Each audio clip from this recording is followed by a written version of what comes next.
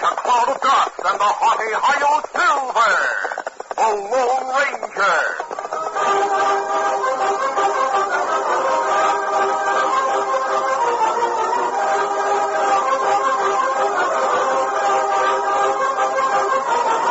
With his faithful Indian companion Tonto, the daring and resourceful masked rider of the plains led the fight for law and order in the early western United States.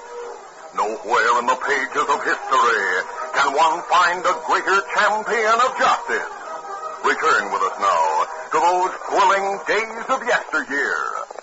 From out of the past come the thundering hoofbeats of the great horse Silver. The Lone Ranger rides again. Oh, Silver, let's go, big fellow. Hi-yo, Silver, away!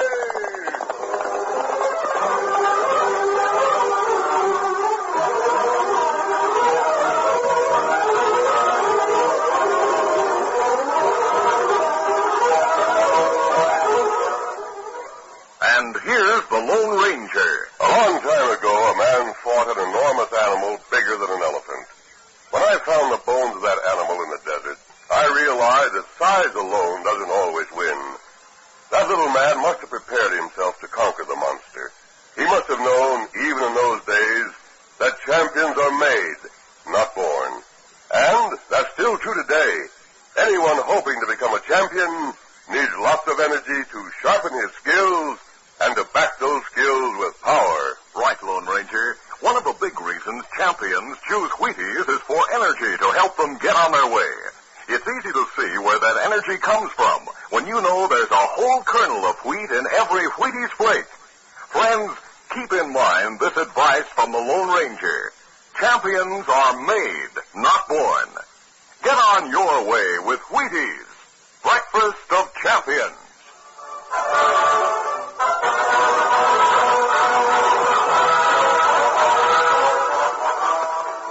The Lone Ranger and Tonto rode a hillside trail overlooking a valley. Suddenly, Tonto pointed to the valley. Look, Emissary. Stagecoach go plenty fast along Valley Trail. That looks more like a private coach, Tonto. It is moving at top speed, though, and Oh, wait. 4 horsemen are riding down the slope to intercept it. Them outlaws, maybe. Come on, Silver. Come on, out. The masked man and Indian turned from the hill trail toward the valley. Drawing their guns, they opened fire. Outlaws turn back right into woods. The coach driver slumped down on the seat. He must be wounded. The horses are running wild. We'll have to stop them. Come on, Silver. Back to the fellow. Within a few moments, the Lone Ranger and Tonto reached the valley trail and swerved to take positions on either side of the frightened and wildly running coach horses. Gradually, the masked man drew alongside one of the lead horses. Then, with a mighty effort, he sprang. Made it. Ho there. Ho now. Ho. Easy, steady, big fella. See about the driver, Tonto. I'll look after the passengers. Easy, fella. Another of the bandits. Oh, no, monsieur. I know this masked man. Governor, I didn't expect to find you in this coach. I didn't expect such a fortunate meeting with you and Tonto, my friend. Well, this I do not understand, Governor. A masked man and an Indian? Monsieur Lamont, the masked man and Indian are well known to me, as well as to official Washington. They help to keep law and order in the West. My friend, meet Monsieur Lamont, special emissary from Napoleon III to the court of Emperor Maximilian of Mexico. I'm honored to meet you, Monsieur Lamont. I, too, am honored, monsieur, to meet one whom the governor of Texas calls his friend. The driver have shoulder wound, Emissary. He'll not be able to drive coach now. We'll bandage his wound and put him into the coach, Tonto. I'll drive the governor's guest to Austin. You ride with us and lead Silver. Be glad to see Governor again. And I'm happier than words can tell that we've met you and the Lone Ranger, Tonto. Outlaws began to attack the coach some distance back. Our escort of troopers stopped to ward them off while we came on at top speed. Evidently, others were waiting ahead of us in anticipation of just such a move. The troopers are still fighting back there. They'll follow later. Oh, if it hadn't been for you two men... Then you think those outlaws knew you were in this coach, Governor, and planned this attack beforehand? I'm sure they knew Monsieur Lamont is in this coach, sir. I'm also sure they're not ordinary outlaws, but hired cutthroats sent out to intercept the emissary, prevent him from reaching his destination. Then I suggest we leave at once for Austin. When we reach your mansion, we'll get the details.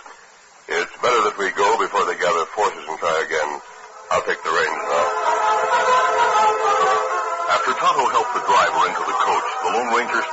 vehicle toward Austin. Get up there! Come on, get up!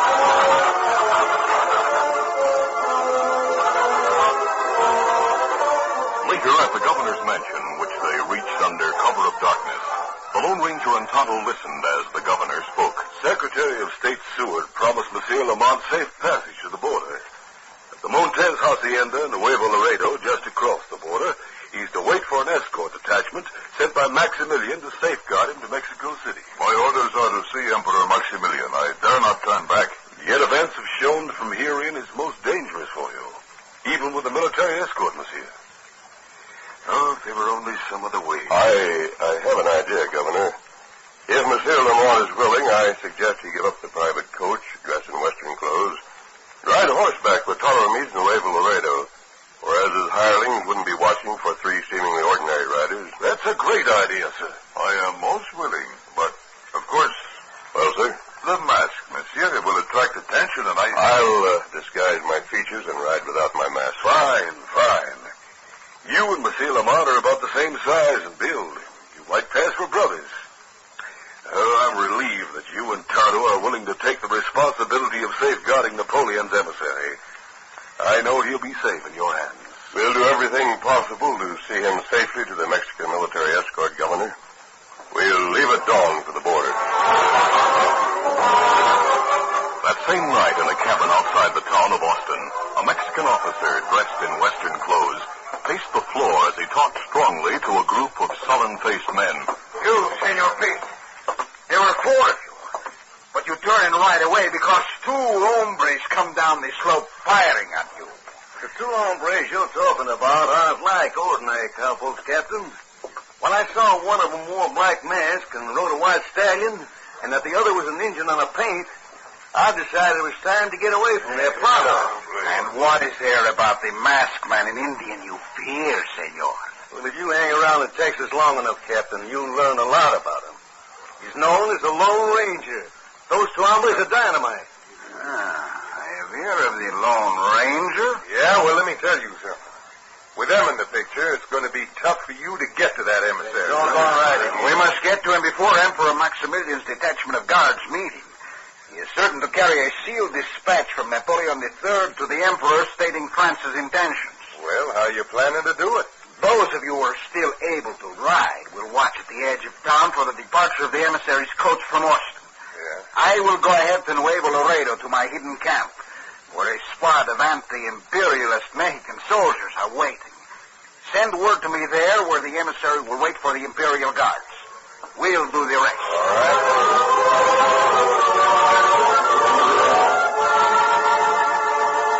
At dawn, the Lone Ranger and Tonto left with the emissary, who was dressed in Western clothes. The journey to Nuevo Laredo, a Mexican town just across the Rio Grande, was made without further incident. Upon showing his credentials, the emissary was well received by Senor Montez at his hacienda, where the Frenchman was to wait for the Imperial Guards. Meanwhile, Pete arrived at the captain's camp to make a report. Whoa, steady there. Lucky for you, Captain, I decided to have one of our men go right into town and watch the governor's mansion. He saw three riders leave at dawn. One was riding a white stallion. The other was an Indian. And the third? He looked like an ordinary rancher. But after we waited a long time and the coach didn't leave, it suddenly came to me that the Lone Ranger slipped something over on us. Huh? I'm sure the third rider was the Frenchman dressed in Western clothes. That is possible. It would be a clever way to resume the journey without causing suspicion. Well, we trailed the three of them to Hacienda on the edge of Nuevo Laredo. I can take you there when you want to go. The sun will soon be setting, and we'll go then face the emissary. As for the Lone Ranger and the Indian, they will be shot for interfering with our plans.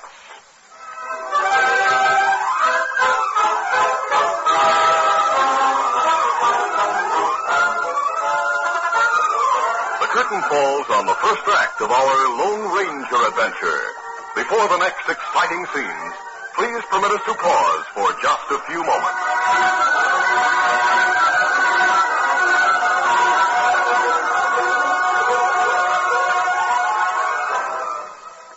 Cause champions are made, not born. Yes, sir. Get on your way. Get on your way. Get on your way with me eyes on the stars, it's good to know champions are made, not born. Take basketball champion Bob Cousy, spectacular forward of the Boston Celtics. When Bob was just a lad of 5, he practiced on the family drive, learned to pass, to shoot, to think, and gave himself this one big break. He ate his Wheaties, every flake. Today, Bob sparks that Boston team, still eats his Wheaties with fruit and cream. Champion Bob Cousy got together with Wheaties when he was 5 years old, 20 years ago. It's steady going with Wheaties. There's a whole kernel of wheat in every Wheaties flake. Come on, Bob, drive right in there. Hey, hey, hey! He's on his way, he's on his way. Get on your way with Wheaties. 'Cause champions are made, not born. Yes, sir. Get on your way. Get on your way. Get on your way with Wheaties. Breakfast of champions.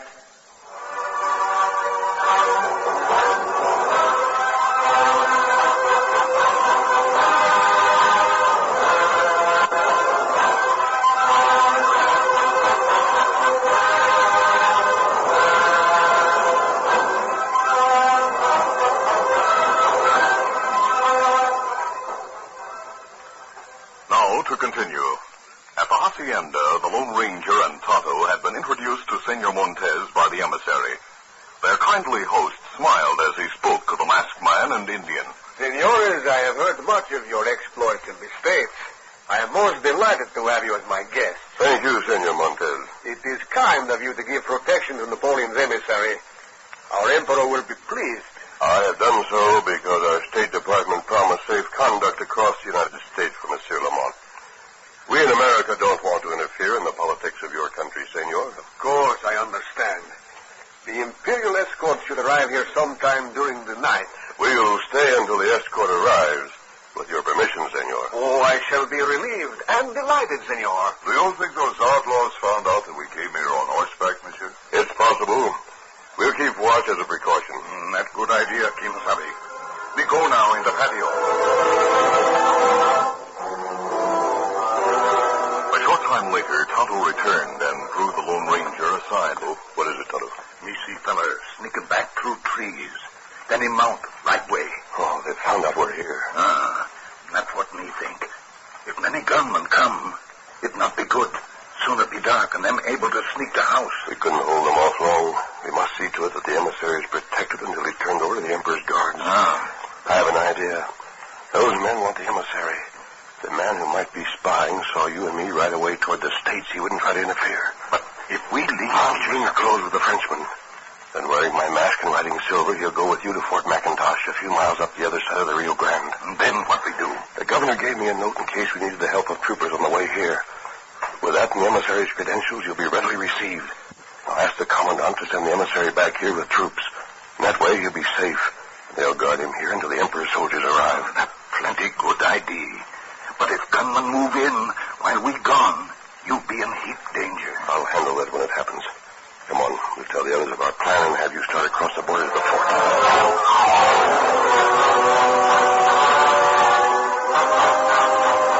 Dusk had fallen when Pete, who had again gone to spy on the hacienda, returned to the captain's camp outside of town and reported that the masked man and Indian had left.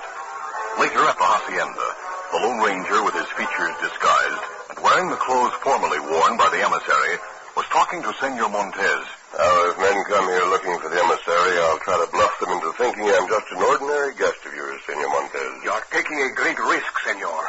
They may know the emissary reached here, and if they saw the two riders leaving a while ago, they may think you are the Frenchman. Maybe so.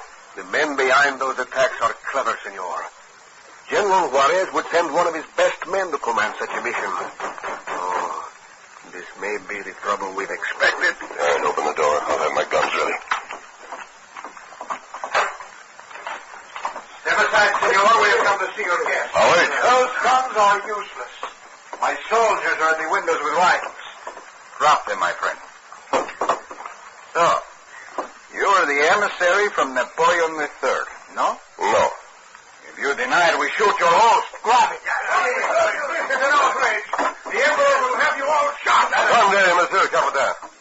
If you wish me to say I am the emissary, voila. It is so. But, Senor... The Capitan is most clever, mon ami. It is better this way. Dale, Senor Torcheri. Sure thing, Captain. upon the dispatch you are carrying to Maximilian from Napoleon? There is no dispatch. I have said enough. I speak no more. Aye then, senors. Then I shall force him to talk. Two Mexican soldiers stepped forward and grasped the Lone Ranger by either arm. For a moment, anger got the better of him. Voila, do these. No! And these. No! And these, we. Hey, stop him! Hold it or I'll send you, Percy. I do not argue with guns. Wait, Senor P. Do not kill him yet. But from now on, I'll sure keep him covered. Hold your hands high, mister. Put him up. Voila. You men, get up. Search him. We shall hold the guns ready. The Lone Ranger submitted to the search, which produced nothing. He realized he had to pretend to be the emissary to protect Senor Montez, and hoped he might prolong matters until Tonto and the troops arrived. The Mexican captain was fast becoming angry. Caramba! We found nothing. Make him talk, Captain. Make him tell what he has to say to Maximilian. See, we shall force him to talk. Speak up, Senor Emissary. What message do you bring? I have nothing to say. Time to adjourn. Then we search the entire hacienda for the dispatch he must have carried. After trying the Lone Ranger, considerable time was spent by the soldiers as they made a thorough search of the many rooms, but without success. Finally, the captain spoke again. Pete, we have found nothing. Absolutely nothing. I told you to force him to talk, Captain. He must have memorized the message for the Emperor. I say beat him till he does tell you. That is not so good. If he is beaten into insensibility... Well, a little slapping around might help. He can't be so brave as he makes out to be. I shall try. Tell us the message. No. Where's the dispatch? You. Look, he's trying to break loose. Acting brave won't get you anything, mister. I did not think a Frenchman would be so obstinate. Let me bang him around. Get something from him and know the reason why. No, we have wasted much time. If the dawn comes early, it will soon be getting light. Well, what of it? I shall give him until dawn to speak out. If he does not, he will be shot. He will have time to think things over in the company of his host. Come along. The captain and his men left the room, but the Lone Ranger saw guards watching through the windows. Senor Montez was the first to speak. Senor, why do you not tell them you are not the emissary? They threaten to kill you if I tell them that. I'll keep up the pretense and try to do credit to the emissary until help comes. But it may not come, senor. Soon it will be light. They will shoot you. I shall tell them. No. Capitan! Capitan! Why do you call, senor? This man is not the emissary. That is the truth. If you will... Keep your lies in your throat, senor. We're not interested in what you tell us. It is hopeless. He does not believe me. We'll hope for the best. That's all we can do.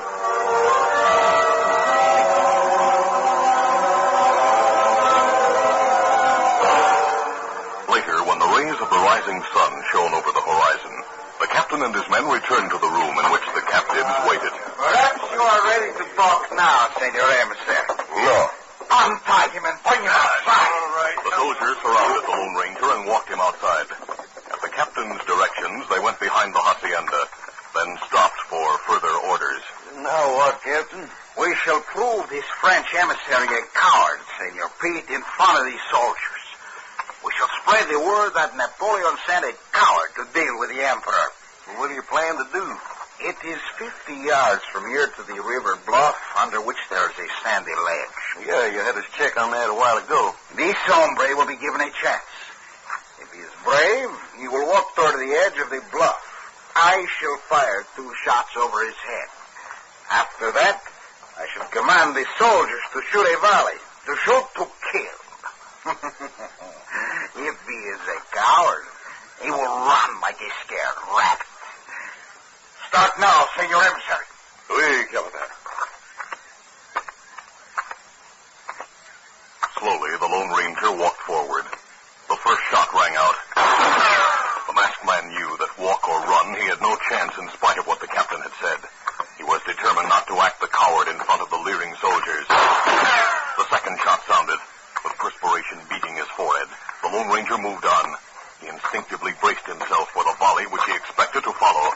Then, the Lone Ranger flung himself to the ground as many shots were heard. Then he realized the shots had come from a different direction. You all right, Emissary? Yes, Tonto. Thank heaven you got here. Give me a gun. Thanks. Come on. The Lone Ranger and Tonto gave their attention to helping in the fight. The American troopers had taken the captain and his men completely by surprise. Before long, a bugle call indicated that the battle was successfully ended. As the Mexican renegades and the gunmen helping them threw down their guns, the Emperor's Imperial Guards appeared. The Emissary's Imperial escort has arrived. We'll go inside, Tonto. The troopers will handle this now.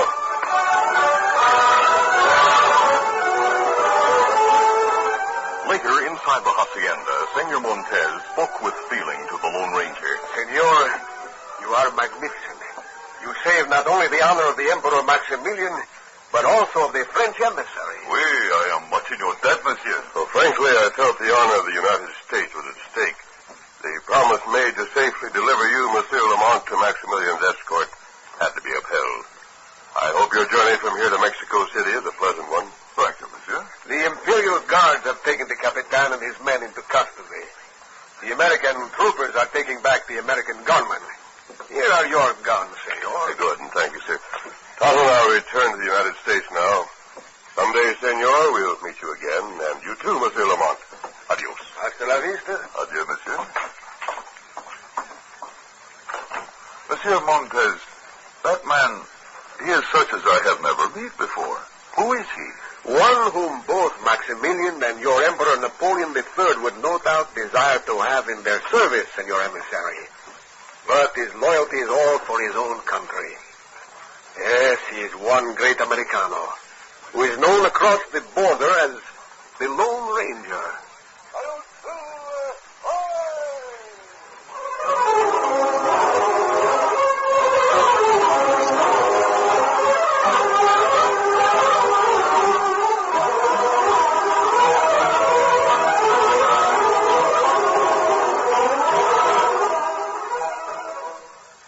Jenny is 10, and is she good? She's skip rope champ of the neighborhood. She's so quick because she knows she's got go power from Cheerios. Yes, she's got go power. There she goes. She's feeling her Cheerios. Cheerios. Cheerios. Say, you ought to try Cheerios, the delicious food with go power. Cheerios, the oat cereal that needs no cooking. Add milk, and you've got just the breakfast to start a healthy, happy day. It's real muscle-building food. Every spoonful contains vitamins, minerals, and proteins your body needs. They help give you healthy nerves, good red blood, strong bones and muscles. So eat Cheerios. People will say, She's feeling her Cheerios.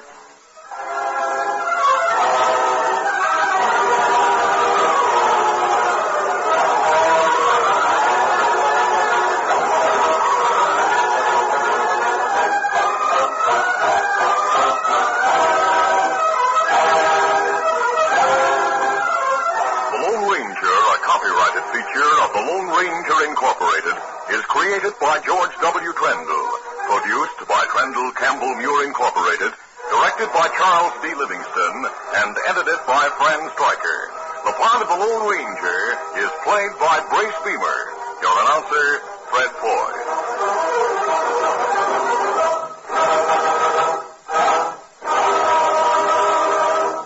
The Lone Ranger is brought to you by General Mills every Monday, Wednesday, and Friday at this same time. Be sure to listen.